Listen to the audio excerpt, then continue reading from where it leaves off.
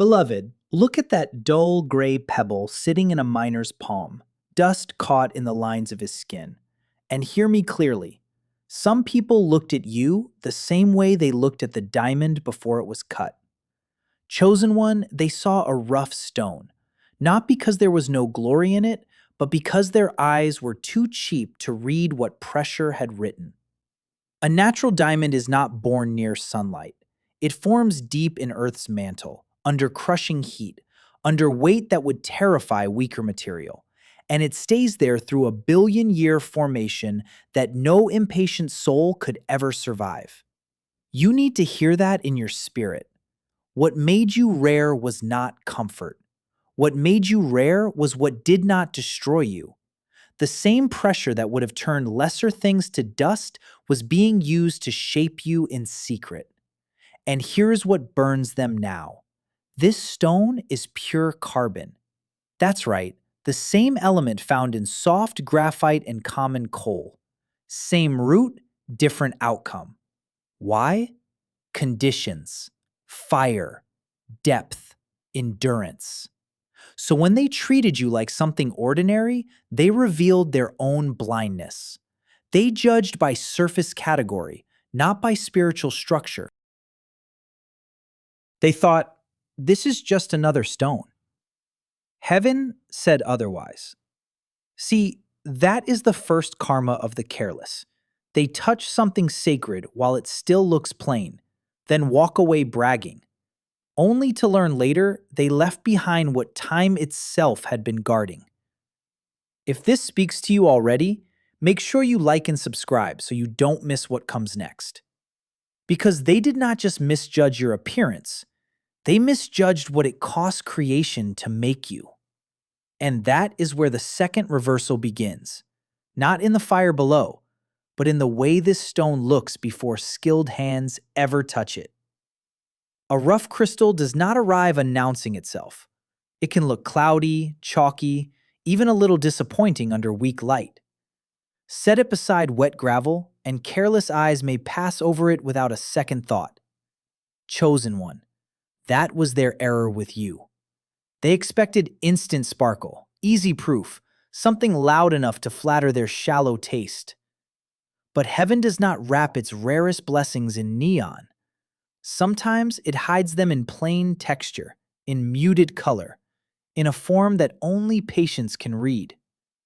That is why those who fumbled you are so restless now. They trusted first glance. They bowed to appearances. They mistook unfinished visibility for lack of worth. In the same way a rough stone can sit in a tray, dusty and plain, while lesser glass catches all the quick attention, you were standing there with real substance, while they applauded what only knew how to flash. That was appetite dressed up as judgment. And listen closely. Cutting does not create the value. It reveals it. The blade, the wheel, the careful angle, those things do not invent brilliance. They uncover what pressure already formed. So when your life began to sharpen, when your edges learned discernment, when your spirit stopped apologizing for being deep, they started to realize something painful. They had not walked away from something empty. They had walked away just before the unveiling. Now they watch from the outside, trying to understand how something they once called ordinary suddenly throws back light from every side. But the next truth cuts even deeper, because beauty is only part of why losing this stone became such a heavy regret. And that weight of regret gets heavier when you understand how rare this material really is. A gem-quality stone is not gathered by accident. To recover a single carat that is clear enough, strong enough, worthy of setting apart, tons of rock have to be broken, sifted, washed, and searched through. Listen to that, chosen one. Tons. Dust in the air, gravel rattling in metal trays, mud caked on boots, the grind of machinery going on and on. All that effort for one small piece of true value. So when they handled you carelessly, They were not discarding something common. They were throwing away what the earth itself almost never yields. That is the third reversal. They treated rarity like it was replaceable. They assumed they could find your peace again in a louder room, your loyalty again in a cheaper connection, your depth again in someone easier to impress.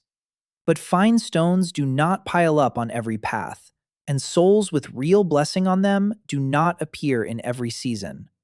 The same people who once shrugged at your presence are the same ones now squinting through a field of lookalikes, wondering why nothing feels solid in their hands. See, cheap choices always lie. They promise abundance where there is only clutter. They make people think value is easy to recover, easy to swap out, easy to upgrade. But this material rebukes that foolishness. The more you learn how much earth must be moved just to uncover one worthy crystal, the more insulting their blindness becomes. And heaven has a way of making that insult circle back. Because once they realize what was lost was rare, another truth starts pressing on their chest at night. It was not only hard to find, it was even harder to damage. And that is the part they did not count on. The fact that this material does not bruise the way cheap things do. A real stone resists scratching by almost anything it meets. Drag softer matter across its surface, press it, test it, mishandle it, and most of what comes against it gives way first. Chosen one, hear the spiritual echo in that.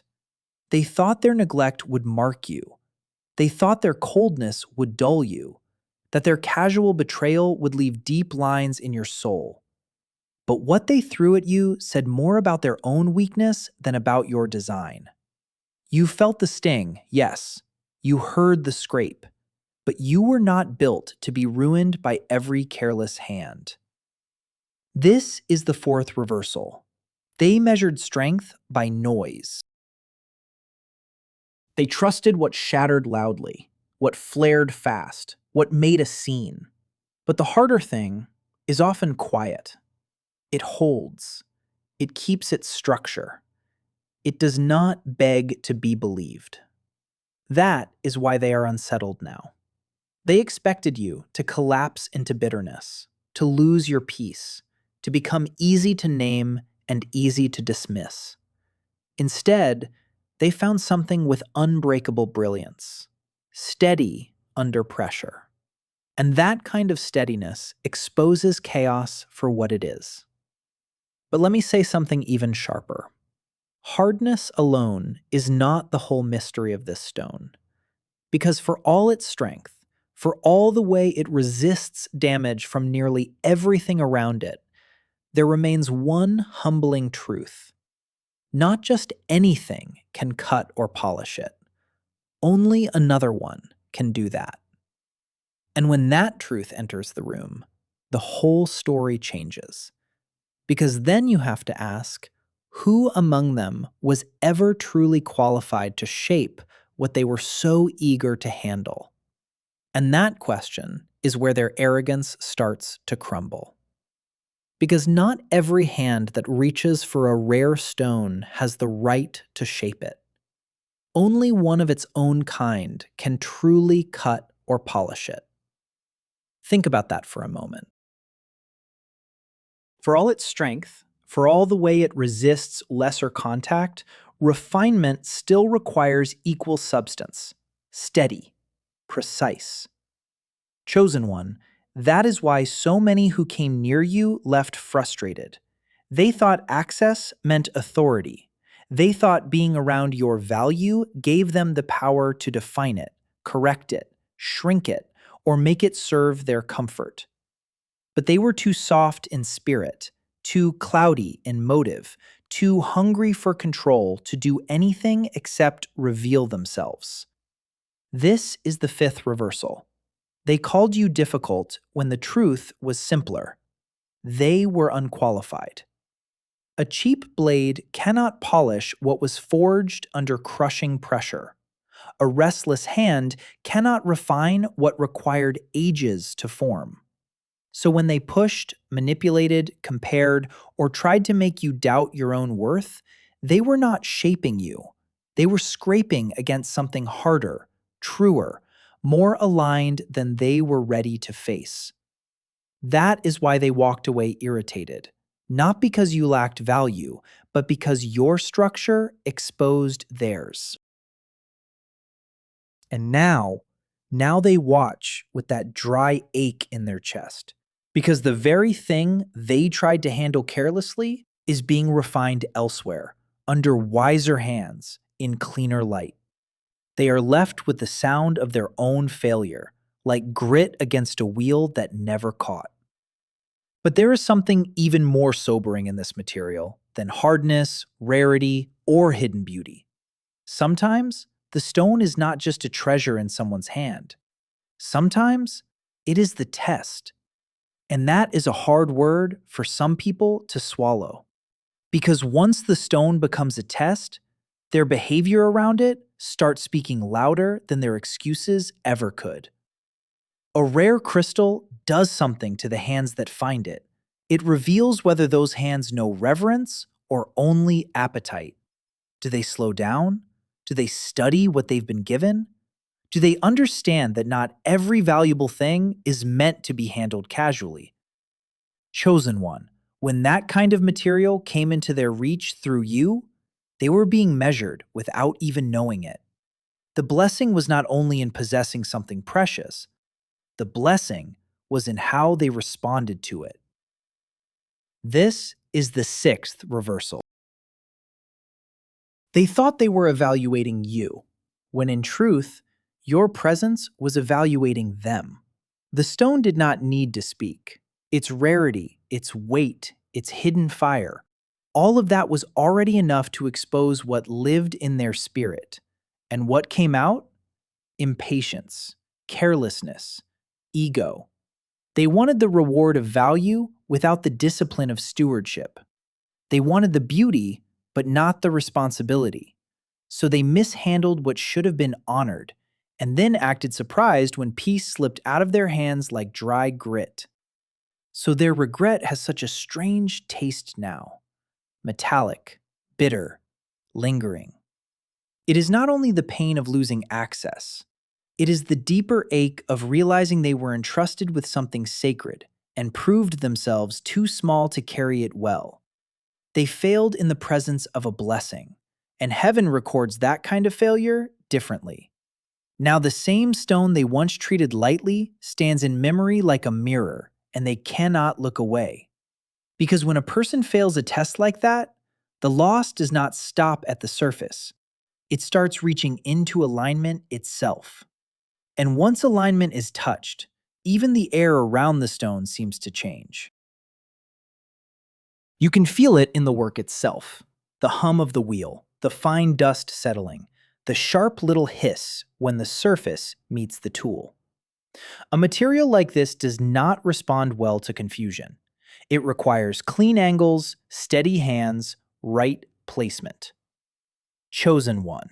That is the spiritual lesson they learned too late. When they handled what was precious with ego and disorder, they did not just lose access to beauty, they stepped out of right relationship with the blessing attached to it. This is the seventh reversal. They thought they could dishonor what was rare and still keep the favor that came with it. They believed they could be careless with the stone and still enjoy the peace, wisdom, and stability that surrounded it. But purpose does not partner with contempt for long. A gift this uncommon brings order when it is honored. Mishandle it, and what once seemed smooth begins to grind. The same hands that once touched value without gratitude now feel only friction. The same eyes that once looked past it now stare at empty trays, wondering why nothing else carries the same weight. That is karma in plain clothes, not thunder or spectacle. Just the quiet closing of what arrogance thought would stay open forever. The blessing does not always leave with noise. Sometimes it leaves like warmth leaving metal, slowly, then all at once. And the people who failed the test do not understand why their choices keep producing dust instead of substance. Now they stand on the outside of something they once treated lightly, and even that distance is part of the lesson. Because the next humiliation is this: they did not trade rarity for something better. They traded it for something cheap.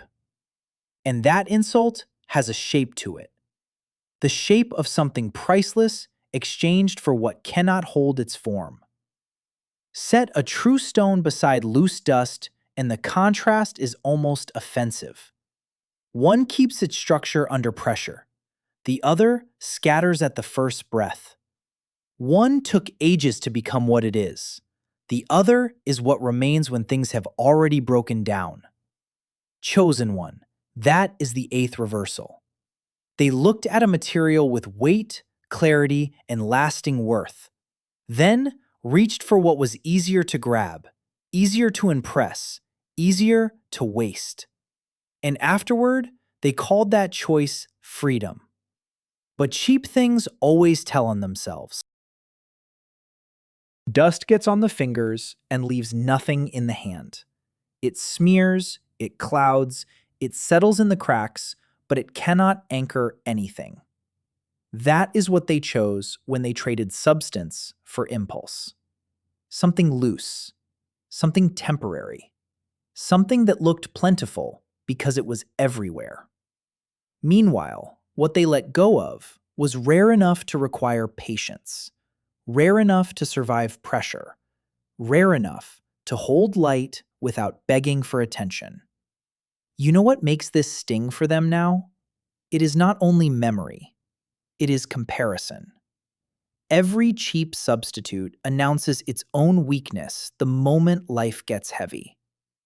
Under strain, under heat, under time, dust remains dust. It does not become treasure because someone wanted it badly. It does not become stable because someone defended it loudly. And those who picked it over the real thing are now living with the residue of that decision. Dry hands, empty palms, and the dull irritation of knowing they chose what could never keep them. So yes, they traded down. Spiritually, emotionally, morally, they traded down. And the bitter part is, once that kind of exchange is made, the next thing they start doing is hunting for copies of what they lost. And now the loss starts doing what losses like this always do. It starts looking for a replacement. The funny thing is, the replacement never feels like the original. It may be shiny for a minute, easy to grab, easy to show off, but it has no weight, no patience in it, no billion-year formation, no breath of pressure inside it. So the ones who let go of the diamond keep reaching for echoes, little pieces that promise the same feeling without the cost. But echoes do not hold light. They just bounce it back, thin and hollow. That is the ninth reversal. They bet against the wrong thing. They thought your value was temporary, that your place could be filled by something louder, cheaper, faster. So they walked away and called it a smart move. Now they are learning the hard way that a rough and overlooked stone can become a refuge, while a polished fake can still leave the hand empty. You were not the loss they expected. You were the future they could not see. And what stings them most is this: you did not collapse when they chose wrong. You moved. You grew. You kept your unbreakable brilliance while they stayed busy chasing substitutions that never quite matched your weight. They wanted easy comfort. They got something flimsy. They wanted control. They got consequence. So now they sit with the quiet proof of it: the empty space, the bad copy, the uneasy feeling that the real thing will not come back just because they finally understand what they had. And right there, in that silence, another door starts to open, but not for them. And that door does open, just not for the people who traded the real thing for dust. Because this is what betrayal does when it finishes its little celebration. It starts to expose the cheapness of the choice. Dust slips through the fingers, stains the skin, clings to the floor, and still leaves nothing behind. The lamplight catches it for a second, and then it is gone. That is what they reached for when they turned from the diamond. Something easy. Something that looked abundant because it was everywhere. Something they could sweep up without ever having to respect it. This is the 10th reversal. They thought they were walking away from pressure, but they were walking away from power. They thought they were choosing freedom, but they were choosing residue. And now every room they enter reminds them of it. The same dull emptiness, the same unfinished feeling, the same quiet proof that what they picked cannot carry weight, cannot hold light, cannot survive a hard season. Meanwhile, what they rejected was forged under crushing pressure and stayed whole. So their regret keeps circling back. It is not loud anymore. It is worse than loud. It is the low, constant ache of comparison. They can see what dust is now. They can feel what it cannot do. They can hear the difference when it hits the table, soft and dead, beside a stone that still answers with strength. And somewhere beyond their reach, the real thing keeps moving forward, untouched by the bargain they made, stronger, clearer, harder to replace than they ever wanted to admit. Because the next thing they learn is this: not every loss stays in the past. And that is the part they were never prepared for. The stone they mishandled did not stay where they left it. It kept going, through the wheel, through the careful turning, the measured contact, the patient refinement. Fine dust lifted in the light. The edge met the surface at the right angle, and little by little, the hidden geometry came forward. Chosen one. This is what they cannot bear to watch for too long. The same material they dismissed in its rough state kept becoming. It kept answering skilled handling with greater clarity, sharper lines, deeper fire. This is the 11th reversal. They did not just lose what was in their hands then, they lost access to what it was about to become. That is a different kind of regret. One thing to discard a rough and overlooked stone because you lacked vision. Another thing entirely to stand at a distance later and see what that same piece reveals once the right process touches it. Now the light hits it from new angles. Now what looked plain begins to return brilliance from within.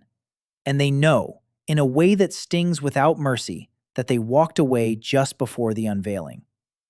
You see, refinement changes more than appearance. A cut surface does not receive light the same way an unworked one does. It answers differently. It carries itself differently. The whole structure starts speaking. That is what your growth has done. Not noise or performance. Structure.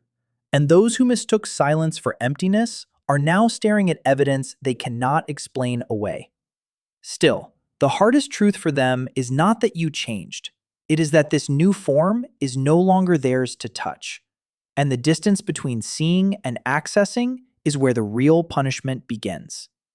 And that distance is not a small thing. Because once a stone has been properly set aside, careless hands do not get to wander back in and claim familiarity. After cutting, after polishing, after the fine grit has been cleared from the surface, it is handled differently. Cleaner cloth, better light, slower touch. The same piece that once sat ignored in dust now rests where every angle is protected, where every face is understood, where no one mistakes access for ownership. Chosen one, This is the 12th reversal. They assumed that if they ever changed their mind, they could return to what they left and find it waiting in the same condition. But refinement changes the terms. It changes the setting. It changes who is allowed near.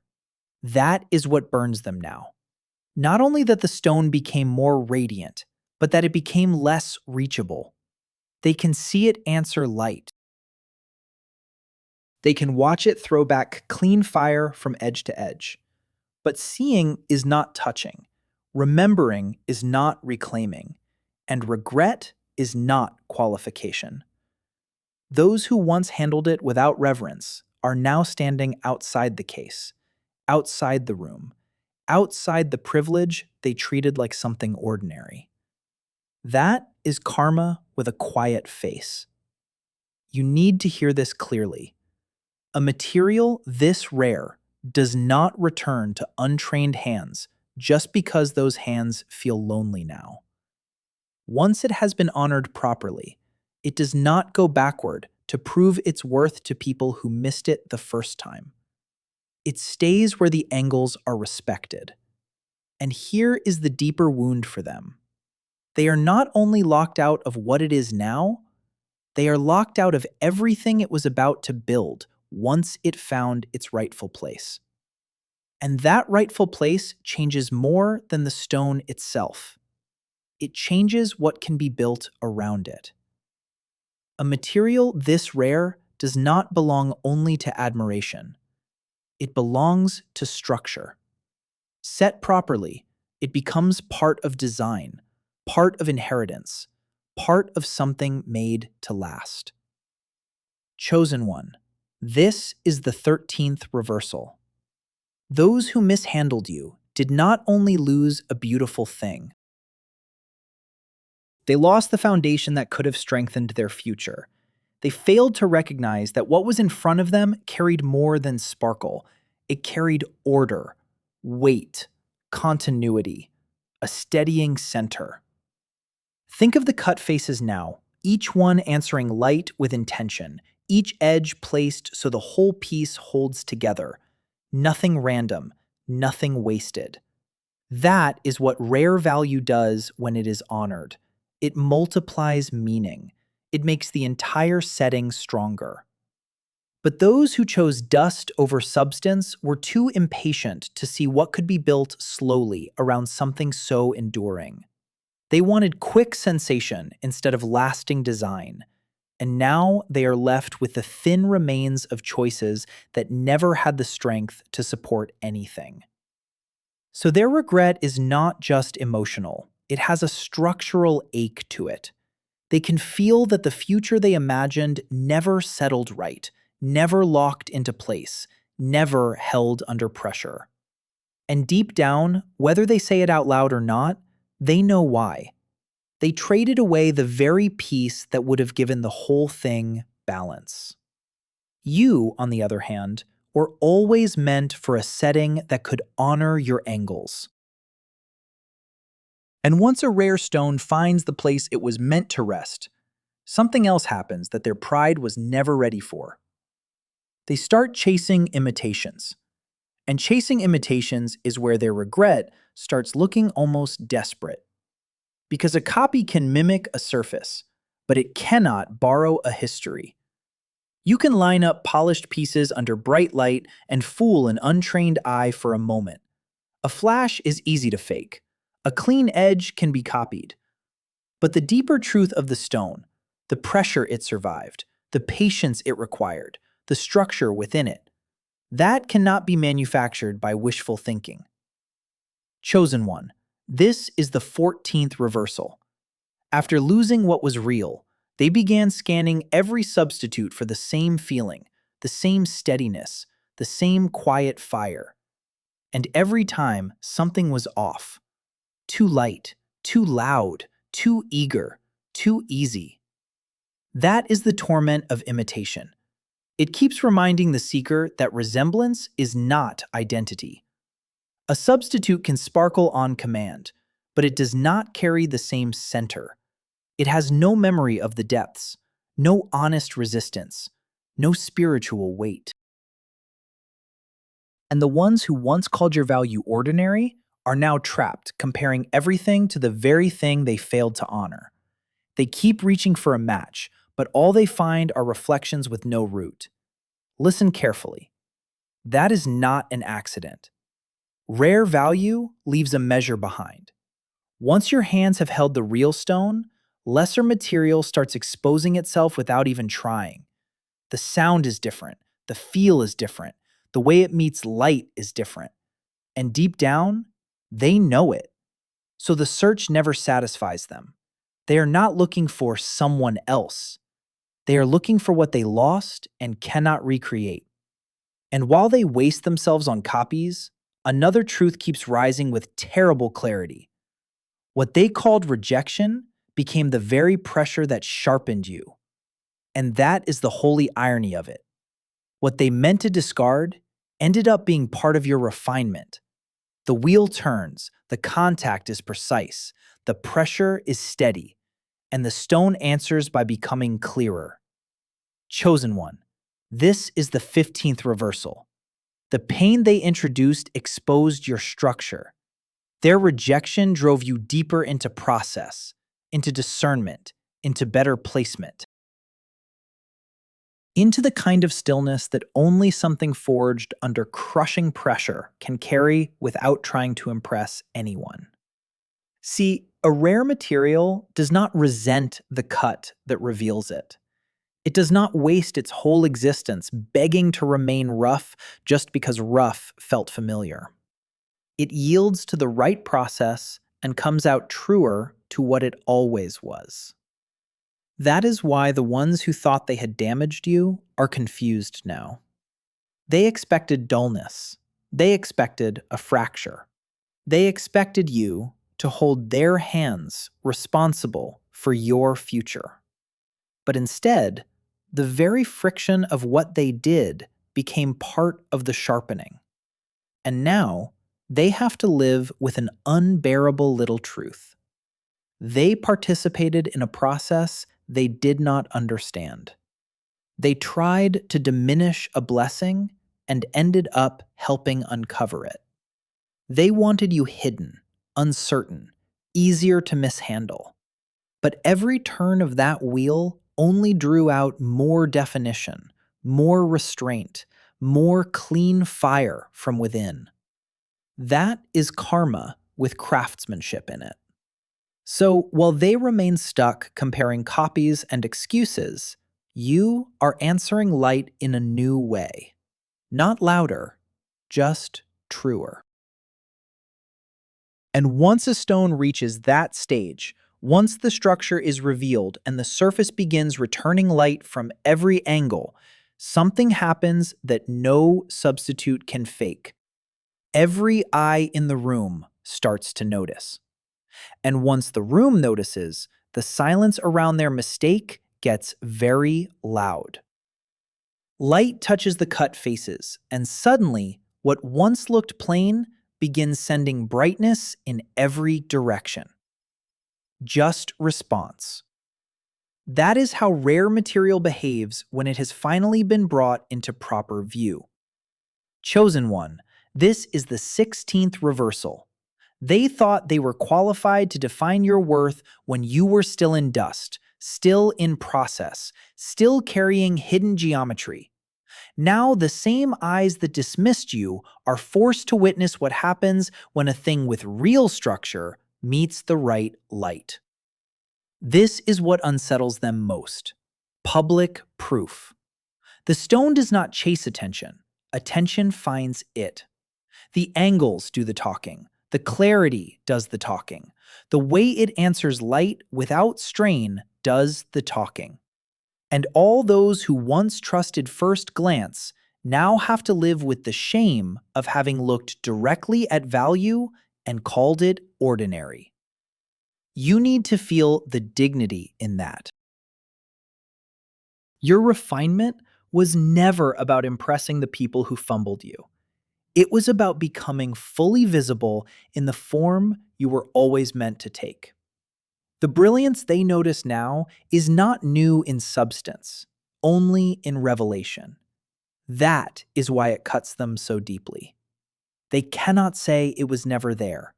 They can only admit, somewhere in their own quiet moments, that they lacked the sight to recognize it. And that admission is its own judgment. Because once they see clearly, they can no longer hide behind confusion, timing, or excuses. Now they know exactly what they lost. And the final wound is not just that you shine. It is that they finally understand why nothing they chose after you could ever compare. And that is the last thing they can't stand. The fact that the loss keeps speaking after all their excuses have gone quiet. At this stage, there is no more hiding behind confusion, no more pretending they didn't know. They know now. They know the weight of what they touched, the depth of what they let go, the billion-year formation behind what looked simple in the beginning. They know how the rough and overlooked stone became something clean and commanding under the right hands. And they know, too, that what they chased instead has no backbone, no staying power, no real blessing on it. This is the 17th reversal. The regret is no longer about one bad choice. It has become a mirror they keep walking past every day. They see your unbreakable brilliance in the distance, and it keeps exposing the cheapness of what they picked. So their peace feels thin now. That is why every imitation leaves them restless. The comparison never stops, because the real thing was never ordinary. And you are not sitting in their confusion. You are standing in the clarity that pressure built. That matters, because what they meant as abandonment became your separation from anything fake. What they called a loss became your protection. What they treated like dust became the exact thing that revealed your worth when the light finally hit it right. So now, they are left with one more wound, and it is a deep one. Not just that you rose, not just that you stayed whole, but that they can finally see the shape of the future they threw away. And right when they think there can't be anything left to learn, one final truth starts moving toward them.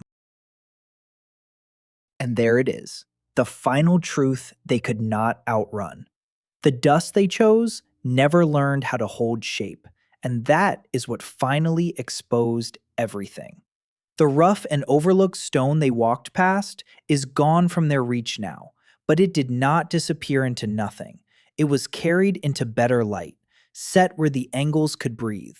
And what came out of that work was not a lesson they could edit. It was a verdict.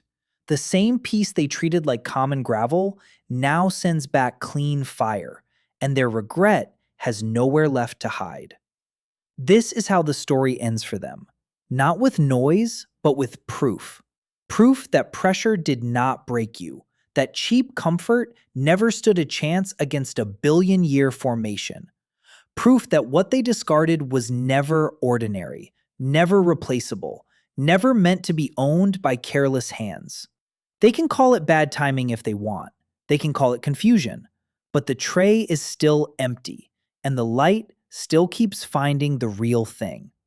And you are still here, still whole, still answering the world with unbreakable brilliance.